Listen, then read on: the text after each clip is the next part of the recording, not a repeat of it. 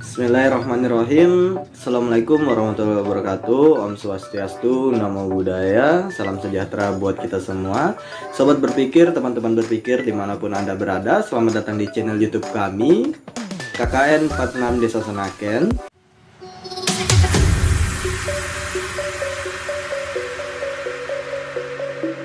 Sebelumnya, teman saya telah menjelaskan bagaimana pandemi mempengaruhi terhadap sosial ekonomi dan juga kesehatan di Indonesia, dan beberapa teman saya juga telah menjelaskan bagaimana hoax mengenai coronavirus yang ada di Indonesia, dan salah satu teman saya dari hukum telah menjelaskan bagaimana aspek hukum mengatur dari pandemi COVID-19 ini.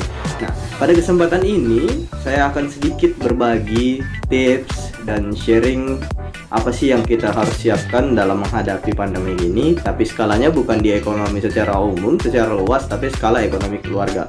Bagaimana kita semua bisa mengatur keuangan keluarga, dan tips-tips apa aja sih yang saya akan bagikan. Oke, berikut ini tips-tipsnya. Yang pertama, ada evaluasi sumber penghasilan.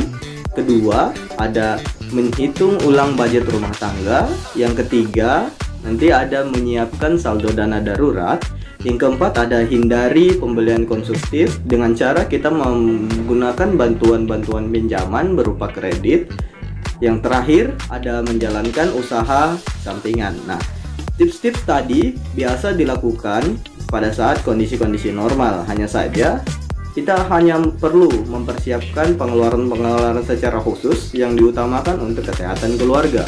Mengingat pada masa pandemi ini bukan hanya terjadi beberapa hari atau bahkan bisa terjadi berbulan-bulan, bahkan dalam jangka waktu yang sampai saat ini kita belum bisa tentukan kapan akan berakhir. Nah, di Indonesia sendiri kondisinya sudah sangat kritis sekali. Bahkan hari ini hari pembuatan video ini telah mencapai angka 100.000, dan beberapa cara yang kita akan lakukan tersebut itu justru meningkatkan kreativitas kita dalam mengatur keuangan, dan kita akan bisa menghindari yang namanya krisis ekonomi keluarga, dan kita menghindari sesuatu yang tidak kita inginkan nantinya. Ya, selanjutnya saya akan berbagi tips mengenai strategi marketing di tengah pandemi COVID-19. Oke, sesuai dengan basic ilmu pengetahuan saya, studi saya yaitu jurusan manajemen dengan fokusan di manajemen pemasaran. Ya, saya akan menjelaskan beberapa tips bagaimana kita membuat strategi marketing di tengah pandemi seperti ini.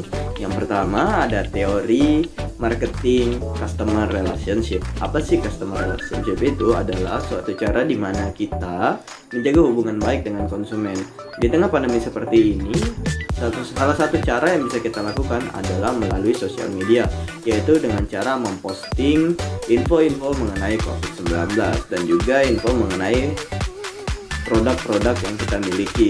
Nah, apa sih fungsi dari customer relationship sendiri? Jadi setelah kita memposting seperti info-info mengenai COVID-19 atau info-info kesehatan saat ini, berarti itu menjadi citra baik bagi perusahaan kita, bagi brand kita, bahwasanya brand kita peduli terhadap kesehatan yang ada di Indonesia.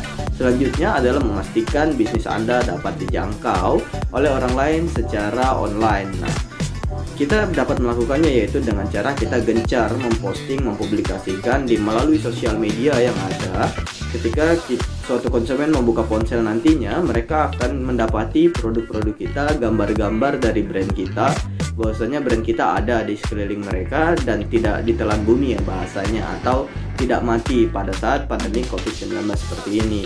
Nah, selanjutnya ada menjadi unggul dalam inovasi dan kreativitas. Bagaimana kita membuat sebuah postingan yang lebih kreatif, lebih beda dari yang lain, yaitu dengan cara kita tetap mengikuti tren kondisi yang ada di tengah pandemi seperti ini. Kita membuat sebuah postingan dengan cara mengikuti tren mengenai COVID-19 juga, karena kita harus tampil lebih beda daripada yang lain. Kenapa harus tampil lebih beda? Karena satu kata dari Panji Pragiwaksono, bahwasanya sedikit lebih beda lebih baik daripada sedikit lebih baik. Maksudnya ketika kita tampil lebih inovatif, lebih kreatif, maka itu akan menjadi daya tarik tersendiri untuk brand kita atau produk kita. Selanjutnya ada mampu bersaing secara harga. Nah, kenapa mampu mampu bersaing secara harga, jadi di dalam marketing sendiri ada yang namanya bauran pemasaran atau biasa disebut dengan mix marketing. Jadi ada beberapa bauran pemasaran seperti price, harga, place, tempat, promotion, dan juga produk. Nah, di dalam salah satunya yaitu adalah price. Kenapa saya lebih menekankan price? Karena kebiasaan orang Indonesia dalam melihat suatu barang atau suatu produk yaitu dari segi harga. Mereka kurang melihat dari mana kualitas dari produk itu sendiri. Nah, di mana ketika harga itu bersahabat dengan mereka atau mereka dapat menjangkau produk tersebut, maka mereka tidak ragu untuk melakukan yang namanya keputusan pembelian. Selanjutnya ada cepat tanggap dalam pelayanan. Nah, di saat pandemi seperti ini, kita perlu yang namanya fast response atau merespon lebih cepat dibandingkan yang lain, karena saat ini pembelian yang dilakukan oleh konsumen akan dilakukan secara daring atau secara online melalui marketplace atau platform-platform untuk penjualan. Nah, di situ kita harus lebih unggul dalam hal pelayanan, di mana ketika nanti konsumen ingin melakukan pembelian, mereka akan membandingkan karena mereka membutuhkan rentan waktu yang cepat dalam hal pembelian. Mereka tidak mau membuang-buang waktu dalam melakukan pembelian. Ketika ada yang lebih cepat, bahkan mereka bisa berubah atau berpindah ke produk-produk yang lain. Mungkin itu tips dan saran dari saya. Kurang lebihnya saya mohon maaf. Terima kasih teman-teman yang sudah menonton video ini. Jangan lupa like, komen, dan subscribe. Dan juga mungkin ketika video ini sudah bermanfaat untuk teman-teman, tolong teman-teman bisa bagikan ke orang-orang di sekitar Anda. Terima kasih.